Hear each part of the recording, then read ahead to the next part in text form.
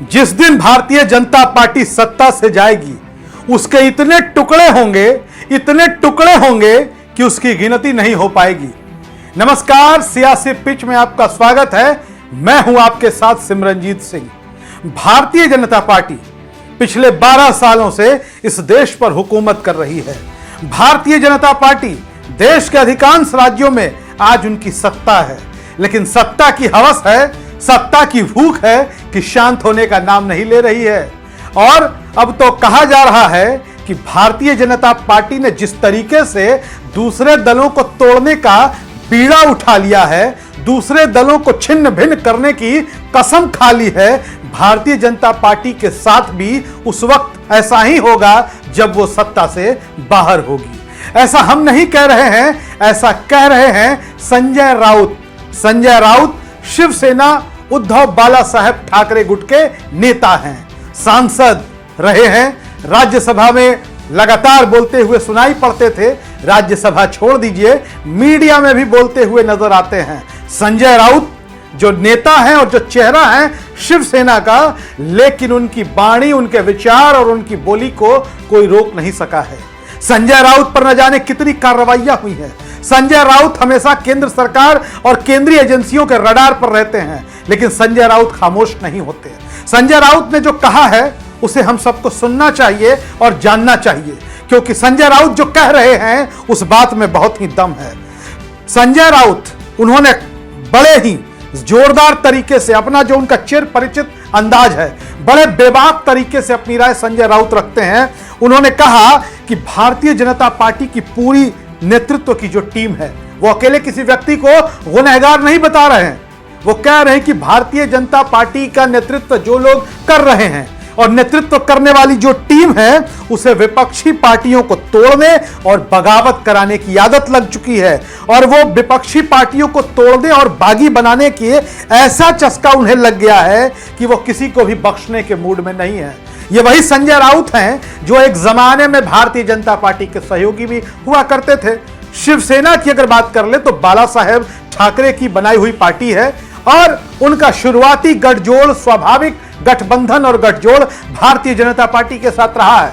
और निश्चित रूप से जो भारतीय जनता पार्टी के साथ इतने लंबे समय तक रहा है, उससे ज्यादा और कौन किसी के बारे में जान सकता है। तो संजय राउत ने कहा है कि भाजपा को चस्का लग गया है विपक्षी दलों को तोड़ने का और उनमें बगावत कराने का। संजय राउत यही नहीं रुकते, वो कहते हैं कि भाजपा वालों पर पार्टियां तोड़ने की धुन इस कदर सवार है कि लगता है कि जैसे वो नशे में हो, वो किसी को नहीं छोड़ेंगे, आखिर में एक दूसरे की पार्टियां भी तोड़ डालेंगे। संजय राउत कह रहे हैं कि लगता है कि भारतीय जनता पार्टी कोई नशे में है, ऐसा नशा कि वो सभी पार्टियों को तोड़ डालेंगे। शुरुआत विपक्ष से कर रहे हैं, लेकिन आते आते जब जैसे दिन गुजरेंगे वो अपने सहयोगियों को भी नहीं बख्शने के मूड में हैं, वो उनको भी टुकड़े टुकड़े कर देंगे।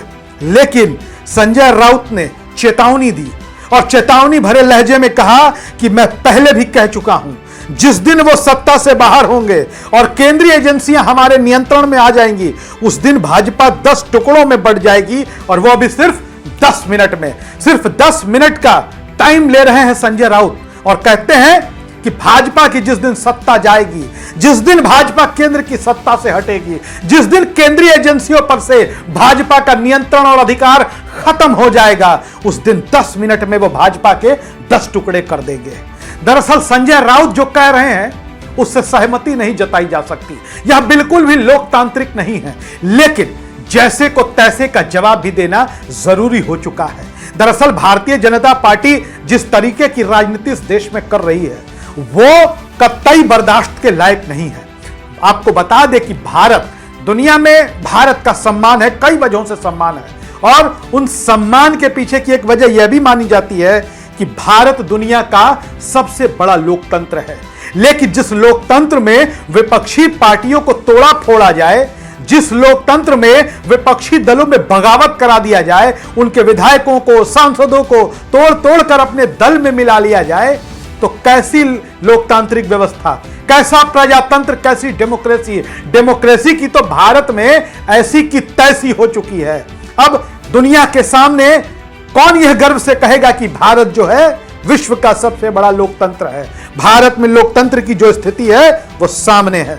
और संजय राउत ने यह टिप्पणी, जो हालिया राजनीतिक घटनाक्रम है, महाराष्ट्र में हुआ, बंगाल में हुआ, ओडिशा में हुआ, दिल्ली की आम आदमी पार्टी को देख लीजिए, उनके राज्यसभा सांसदों की पूरी टीम उठ के चली गई भारतीय जनता पार्टी में।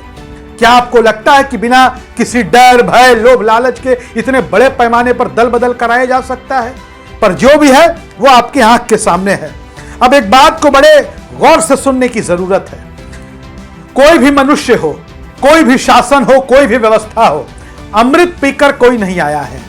शासन और सत्ता व्यवस्था एक न एक दिन बदलेगी जरूर, और जिस दिन बदलेगी उस दिन क्या स्थिति होगी वो आपके सामने है। अगर आप दूसरे की पार्टियों को तोड़ रहे हैं तो जाहिर तौर पर आपकी पार्टी भी टूटेगी। आप दूसरे दलों के नेताओं को फर्जी मुकदमे में फंसा रहे हैं तो आप पर भी फर्जी मुकदमे लगेंगे।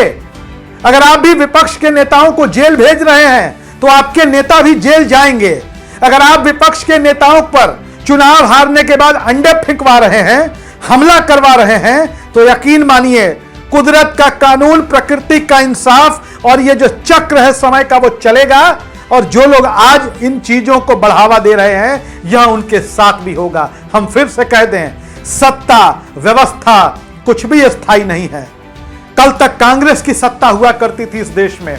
एक बहुत ही अच्छी शायरी है, किसी ने लिखा है कि तुमसे पहले भी जो यहां तख्त नशी था, तुमसे पहले जो भी यहां तख्त नशी था, उसको भी अपने खुदा होने का इतना ही यकीन था। अगर किसी को लगता है कि आज वो सत्ता में है, उनकी सरकार, उनकी व्यवस्था, उनका शासन कभी हिलेगा नहीं, तो वो भ्रम में है। किसी न किसी जरिए से कुछ न कुछ ऐसा होगा कि सत्ता बदलेगी। और भारत की स्थिति आज देख लीजिए, ऐसा नहीं है कि भारत की जनता आज की जो केंद्र की सत्ताधारी है उससे बहुत खुश है। अलग अलग तरीके से, अलग अलग वजहों से लोगों के भीतर केंद्र की सत्ता, राज्यों की सत्ता के खिलाफ गुस्सा जोरों पर है। यह अलग बात है कि अभी जो गुस्सा है वो लोकतांत्रिक तरीके से ही लोग निकालना चाहते हैं, अपने क्रोध को व्यक्त करना चाहते हैं। लेकिन जो स्थिति देश में बना दी गई है उसका नतीजा क्या निकलेगा ये आने वाला समय बताएगा। लेकिन संजय राउत जो कह रहे हैं उस बात पर भरोसा करना चाहिए और उस बात को सोचना पड़ेगा कि भारतीय जनता पार्टी की जिस दिन सत्ता जाएगी वो इतने टुकड़ों में बटेंगे कि उनके टुकड़े गिने भी नहीं जा सकेंगे। संजय राउत राजनीतिक तौर पर जो भी कहें, संजय राउत जो कह रहे हैं वो इसलिए कह रहे हैं कि उनके दल के साथ भी तोड़फोड़ हुआ है। लेकिन एक भारत के नागरिक के तौर पर अगर हम सोचें तो यह कितना उचित है।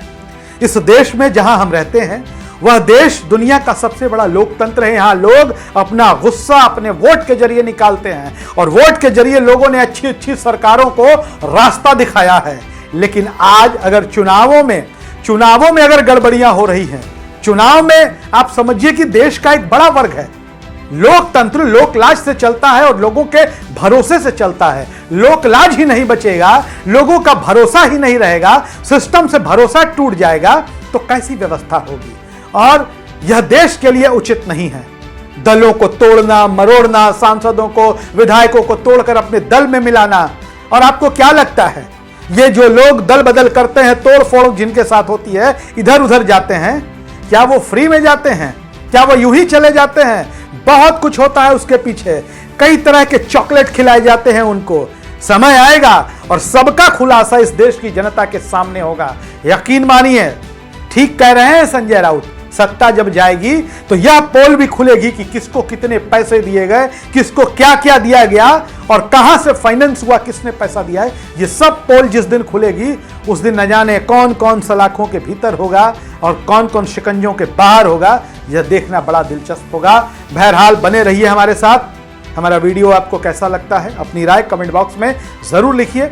हमसे क्या सुनना, क्या देखना पसंद करते हैं यह भी लिखिए। अगर आप हमें YouTube पर देख रहे हैं तो हमारे चैनल को सब्सक्राइब करिए, Facebook पर देख रहे हैं हमारे चैनल को फॉलो करिए, शेयर करिए। धन्यवाद।